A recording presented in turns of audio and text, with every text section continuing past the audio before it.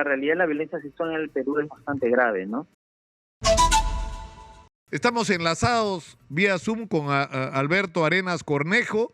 Él es director de Protección Especial del Ministerio de la Mujer. Alberto, buenos días, gracias por atendernos. Sí, buenos días, Nicolás. Estamos, creo, como todos consternados, espantados con esta noticia, ¿no? Sí, en efecto, ¿no? Estamos sumamente consternados por la situación que está viviendo en este momento el adolescente. Realmente es una situación muy grave, ¿no? Desde un inicio, desde la Unidad de Protección Especial se ha brindado contención tanto a la madre adolescente como a la abuela materna para poder uno contener la situación emocional en la que se encuentran y también para poderlas orientar después a los procesos legales y darles un acompañamiento en todo el proceso de atención del sepelio y la sepultura de la niña. ¡Qué horror! ¡Qué horror! Ahora, esto, o sea, yo preguntaba, la abuela le ha relatado a Pablo Francia del equipo de Exitosa que esta criatura, esta bebé fallecida, fue producto o nació producto de una violación de una chica de 14 años. Entonces yo la pregunta que hacía es, primero, ¿por qué el violador no estaba preso? Y segundo, ¿cómo es posible que el violador tuviera contacto con su víctima y tuviera contacto con la hija producto de esta violación, ¿no? Con esta criatura. ¿Qué es lo que algo ha fallado ahí en el sistema de control y de protección de los menores? Sí, bueno, en efecto, la realidad de la violencia sexual en el Perú es bastante grave, ¿no? Y las personas que violentan sexualmente a los adolescentes, a las niñas, a los niños, utilizan una serie de mecanismos para tener control sobre ellos, ¿no? Entonces, sobre ella, digamos, él habría establecido un vínculo que ha hecho que se mantenga relacionado, vinculado a ella de manera permanente, ¿no? En efecto, lo que tenía que haberse investigado en su oportunidad era los hechos de violencia sexual contra ella cuando tenía 14 años, que es el momento en que ella, producto de la violación sexual, termina embarazada y bueno, y posteriormente suceden los hechos que ahora estamos lamentando. ¡Qué horror! Ahora, ¿qué es lo que pueda hacer el Ministerio de la Mujer frente a esto? Porque parte de esta tarea evidentemente corresponde ahora al Ministerio Público, ¿no? Pero una vez más estamos enfrentados a por qué no se hizo lo que debió hacerse en determinado momento, ¿no? Por eso yo insisto, algo está fallando acá, ¿no? En los mecanismos, no hay mecanismos eficientes de control y de protección. Sí, en efecto, nosotros desde que tomamos conocimiento del caso, inmediatamente se desplegó el apoyo de la Unidad de Protección Especial, que los ha acompañado en todo el proceso de atención a la crisis emocional en la que se encuentran. Además, se le da orientación para que puedan acceder a la justicia, y el Centro de Emergencia Mujer también está dándoles el soporte y la atención jurídica que se requiere para los actos vinculados a la violencia, porque ella además ha sido víctima de violencia de manera permanente por el sujeto que está siendo investigado. Y actualmente desde Inavisa en Acción se está dando apoyo a la familia en todo el proceso de retiro del cuerpo, el sepelio, el traslado al lugar donde se le va a dar sepultura, ¿no?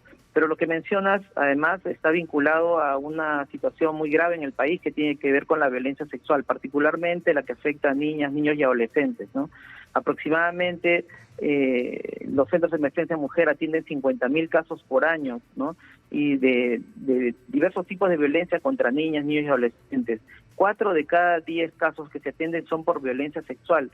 Eso nos da una magnitud enorme de casos que se están presentando en la sociedad peruana y que requiere la participación de todas las autoridades, las instituciones y de las personas, de la ciudadanía, para hacerle frente a un problema que a través del tiempo se ha ido incrementando. Ahora, hay un problema con el embarazo adolescente y los reportes, no recuerdo cuál fue la fuente en las últimas semanas, era que buena parte de estos embarazos adolescentes eran producto directamente de violaciones. Sí, en efecto, ¿no? El Perú tiene una de las tasas más altas de embarazo adolescente de América Latina, ¿no? Ahora, está focalizado en ciertas regiones del país donde el nivel, digamos, de de embarazos adolescentes más alto, sobre todo en la zona amazónica, pero en promedio el porcentaje es bastante alto, ¿no? 3 de cada 10 adolescentes a nivel del país. Y esto refleja que muchas veces esos embarazos son productos de la violencia sexual a la que son sometidas las víctimas. Pero algo que se ha encontrado además en la investigación y en la información de los casos que tenemos es que no solamente es el evento de la violencia sexual, sino que hay toda una trayectoria previa que sufren las víctimas, tanto de violencia psicológica, violencia de diverso tipo, donde la violencia sexual se constituye en un hito, el más grave, digamos, que se da en esta biografía de las víctimas, pero que hace que enfrentemos a una situación muy grave. Por eso se requiere de la participación de toda la ciudadanía, las autoridades, las instituciones, para hacer frente a esta situación. Claro, acá se introduce un tema en el que lamentablemente estamos rezagados, que es un tema muy duro, ¿no? Que es la discusión de cómo enfrentar la situación de una criatura que ha sido víctima de una violación, que no tiene acceso a la píldora del día siguiente, por ejemplo, ¿no es cierto? Que podría ser un mecanismo de protección, o incluso al aborto legal, ¿no es cierto? Y bajo todos los requisitos sanitarios como se aplica en otras partes del mundo. En todo caso debería existir como posibilidad, ¿no? Yo sé que eso eriza a mucha gente, ¿no? O a alguna gente, pero qué terrible esto, ¿eh?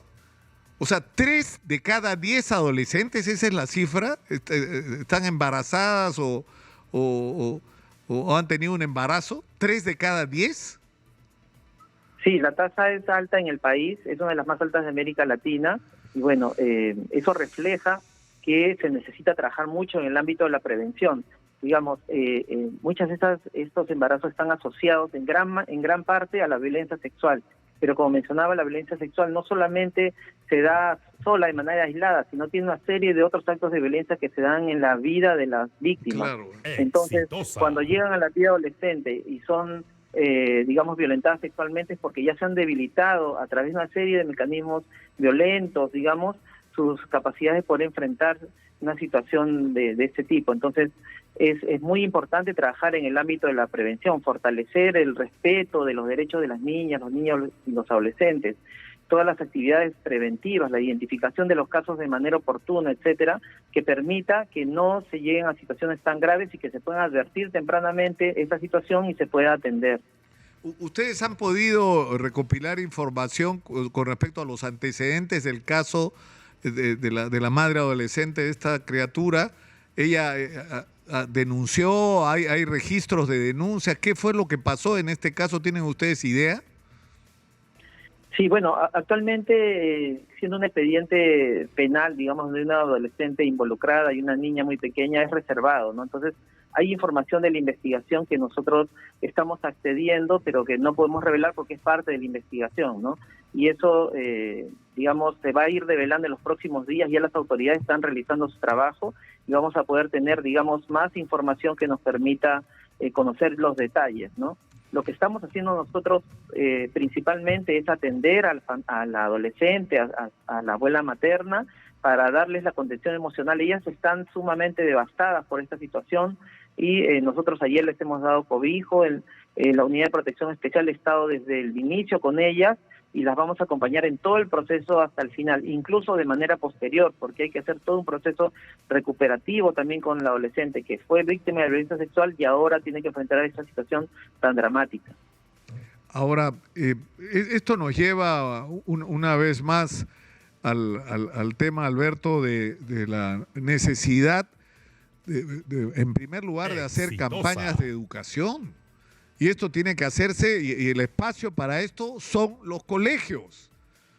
Y hay alguna gente que dice, no, que los padres se encarguen. ¿Qué se van a encargar los padres si los propios padres son los que tienen que recibir educación sexual? Y yo insisto que el colegio puede ser el espacio para eso. Que los padres, obligar de alguna manera que los padres asistan a talleres, a cursos, a seminarios de educación sexual en los colegios a los que van sus hijos, para que ellos mismos aprendan a manejar su sexualidad, ¿no? Sí, en efecto, de lo que se trata es de hacer una detección temprana, oportuna, ¿no? Y hay que reconocer algo que se encuentra, en las investigaciones que se realizan en este campo, es que no solamente hay que centrarse en el evento de la violencia sexual, sino en todos los otros eventos previos que pueden victimizar a la persona y debilitar, hacerla más, más vulnerable a una situación de violencia sexual, ¿no? Y como, por ejemplo, diversas expresiones de violencia. Por eso es importante que en los espacios donde interactúan las niñas, los niños y adolescentes puedan ser detectados oportunamente y atendidas estas situaciones, para que no lleguemos a lo que estamos ahora enfrentando, que es una situación sumamente grave, que lamentablemente va a tomar mucho tiempo en hacer un proceso recuperativo con la madre adolescente y, enfrentar esta situación tan crítica en este momento. Alberto, muchas gracias por atendernos. Muchas gracias. Muy buenos días. Alberto Arenas Cornejo, director de Protección Especial del Ministerio de la Mujer, ha estado conectado con nosotros.